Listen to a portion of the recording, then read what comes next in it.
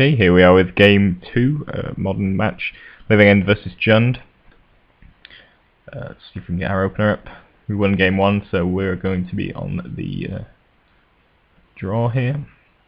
And this is our opener. Got Pale Recluse, Final Outburst, Monstrous Carabid, and Molten Rain. So got pretty much everything we need. Obviously we'd like to cycle into more creatures, but got the opportunity to draw into them. He leads off with a pretty good start, Deathrite Shaman, which is going to cause us a bit of trouble. And decided not to cycle here. Definitely don't want him eating up my creatures with this Deathrite Shaman. So really the plan here is to probably try and pick up as many creatures as we can with the cycle and drop more than he can handle into the yard. So we just drop a land, pass the turn. Opponent drops a Goyf, it's only a 1/2 Goyf at this moment in time. And we're going to Molten Rain his Blood Crypt. Keep him low on lands, make life a little more difficult for him. Also potentially force him to tap out with his Deathrite Shaman to play some spells. Attack us 2 with a Goyf here, which is no big deal really. And we're just going to Molten Rain again, this time taking out the Blackcleave Cliffs. And we're going to drop a Verdant Catacombs. He taps the Deathrite Shaman to get rid of the Molten Rain. And then attacks us for 2 with Goyf on his turn, following up with a Confidant. He's going to search up a Overgrown Tomb at the end of turn, and we draw into a Shriekmaw. It's quite nice, can deal with that Goyf if it becomes problematic. So we're still hoping to play Living End at some stage. I suppose we could have tried to go for it, but we can't really get many cards into the yard at this moment in time. So essentially next turn might be a good time, as we can cycle 3 creatures on the end of this turn. Can't remember if that's what I do or not at this moment in time. Go down to 9. Yeah, let's cycle, find a land. And yeah, could cycle at end of turn. I'm not quite sure why I didn't actually, seeing as though that might have resulted in more creatures on our side, but there we go.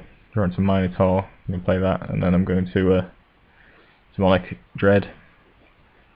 The reason I cycled the Pale Recluse over the other creatures is because now that we've got 5 mana, after we Living End we can actually play most of the creatures we've got in hand, and although they're not the most amazing creatures, they're decent and they'll probably be big enough to beat down his forces, so that was the reason I really wanted the land there. So we played Demonic Dread on his Goyf. He exiles the Pale Recluse. He also bolts his Goyf. I don't really know what that was about. Presumably he thought it would kill it or something, I'm not really sure, it doesn't make a lot of sense. Had he killed one of his creatures that would have died to the bolt, then he would have got it back after Living End, which would have been a more sensible play. But Goyf was too big for that, so not a good idea. So Living End, we get a couple of guys back, but we can hard cast the other guys in our hand, so it's not a big deal. Drops a Sphinx, which dies to all our creatures, so again, not too bothered about that. And we're just going to drop another Carabid. Then drops Liliana, -2s it. I'm going to sack a Carabid, only because if I want to block, Deadshot Minotaur is better, it doesn't have to attack every turn, so it's probably not massively relevant. So attack with both my guys, attacking him directly, because we're just going to Molten Rain to kill off the Liliana. Again, keeping him low on mana, reducing the amount of things he could possibly do. I'm really not scared by his lower end threats, apart from potentially a Tarmogoyf, I suppose, but I've got a Shriekmaw in hand to deal with that. But something like an Olivia or something might be potentially scary, or a Thundermaw Hellkite or something like that, if he's running those. So So it serves a double purpose. Don't mind taking 2 from the Finks here either, so that's fine. He drops a Goyf, which would potentially be problematic, but thanks to Shriekmaw it's not going to be an issue. So we're going to drop the Shriekmaw, kill off the Goyf, hit for 7, down to 2, and yeah, appears he draws a Raging Ravine or something, and that's it. We win the game. Pretty fun matchup. Managed to take down Jund, which is always nice. Not having to watch out for Blood Raids is also quite nice, and managed to pick him apart with our superior sized creatures, despite perhaps better quality creatures in his deck.